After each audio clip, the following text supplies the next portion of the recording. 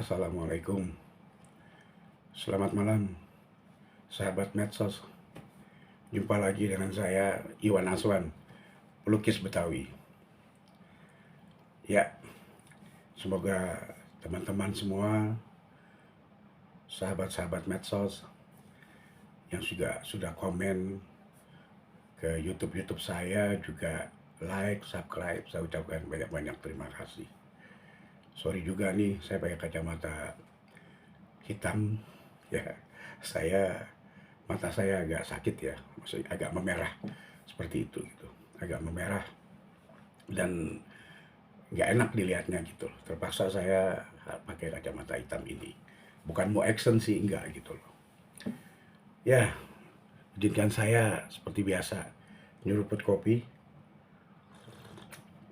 Ya, mudah-mudahan semua kita selalu dalam lindungan Tuhan Yang Maha Esa, Allah Subhanahu wa taala, dan semua berbahagia.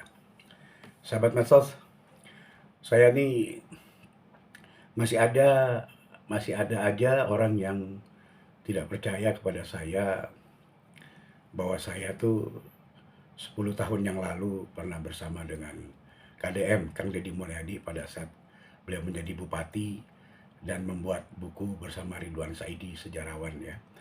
Buku tentang Hasanah Tatar Sunda dalam Tinjauan Histori.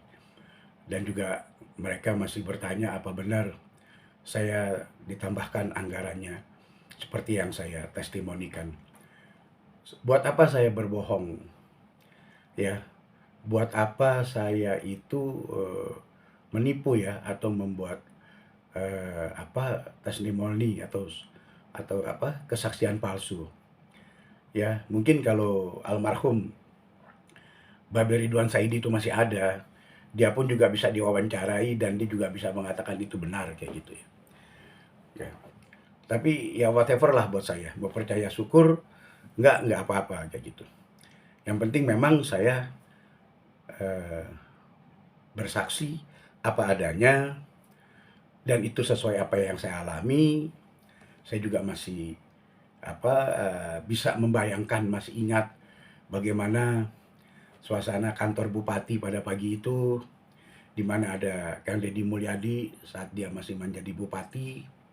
Kemudian kita diterima, kemudian mengajukan anggaran yang kita sudah buat, yang kami buat ini, saya dengan Babe Ridwan saya dibuat, kita sudah ajukan,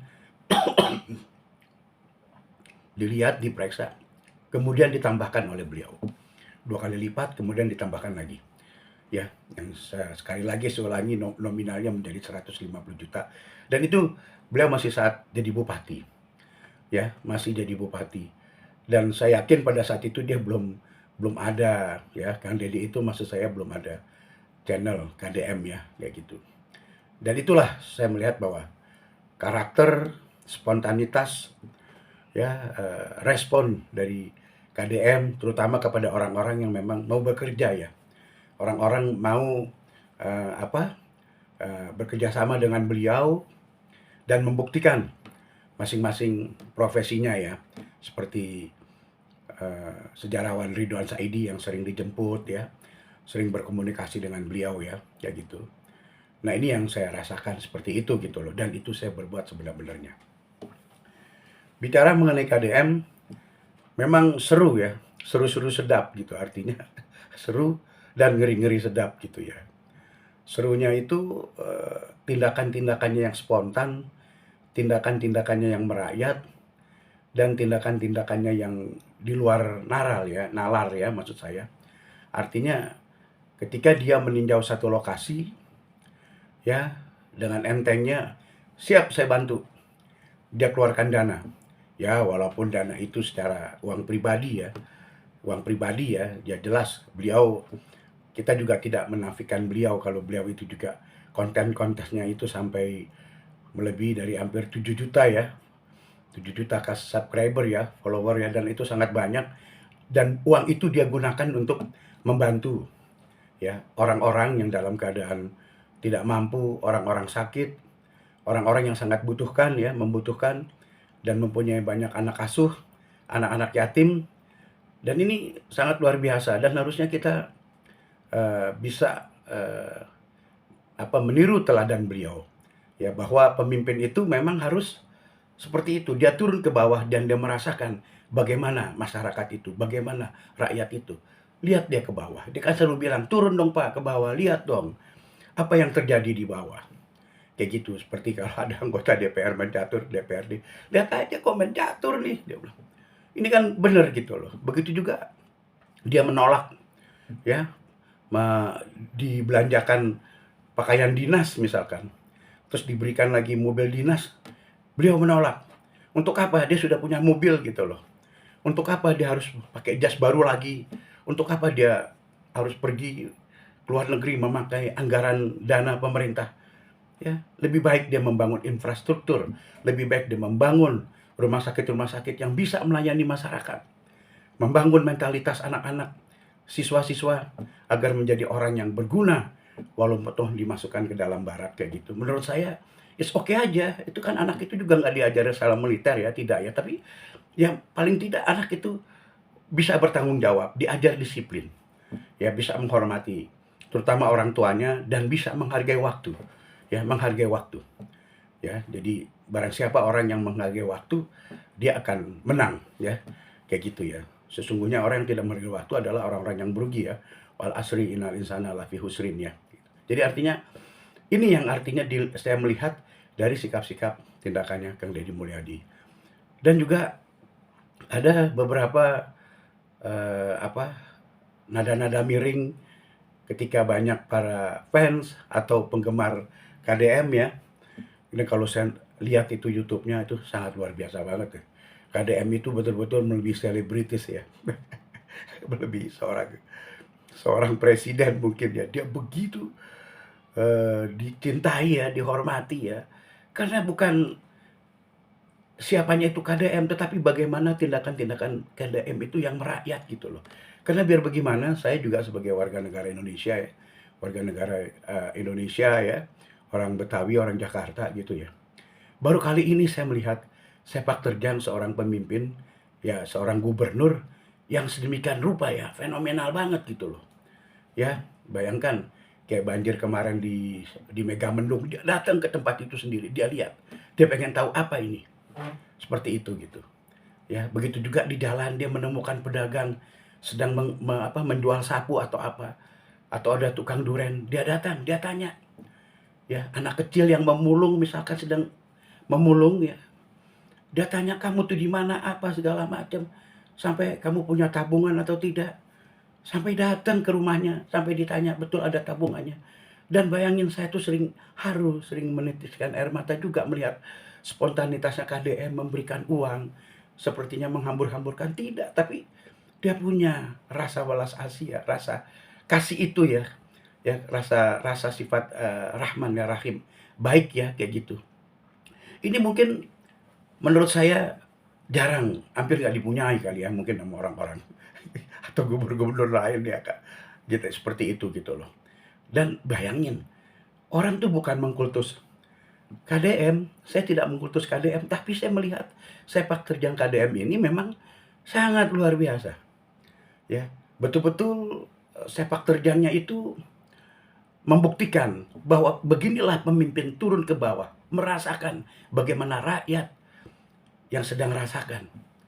Ya, mungkin kita pada saat atau para anggota dewan sedang rapat makan yang sangat luar biasa misalkan kayak begitu. Tapi bagaimana dengan rakyat di depan, di luar? Ya, bagaimana rakyat itu harus ngantri beras misalkan emak-emak.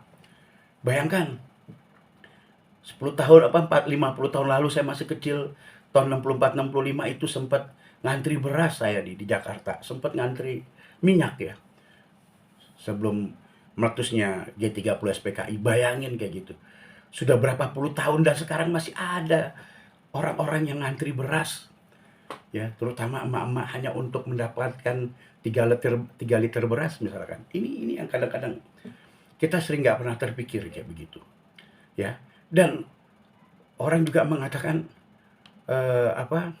banyak yang mengkultuskan Deddy Mulyadi. Enggak juga ya kalau menurut saya.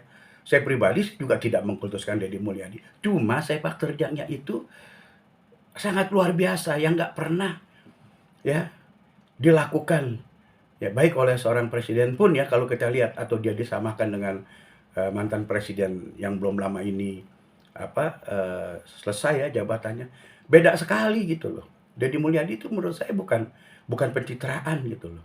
Atau orang menganggap dirinya tidak baik ya, kontens dia sebagai gubernur pejabat publik mengontens kemudian dapat uang dibagikan ke masyarakat gitu ya. Dan berani menambahkan uang biaya, oke saya tanggung, saya jamin saya. Udah saya pikir apa salahnya gitu. Orang itu mampu kok. Apa salahnya? Ya, dan punya kemampuan itu dan punya personal approach yang baik terhadap masyarakat dan feedbacknya juga masyarakat itu sangat menyayangi dan mencintai Kang Deddy Mulyadi.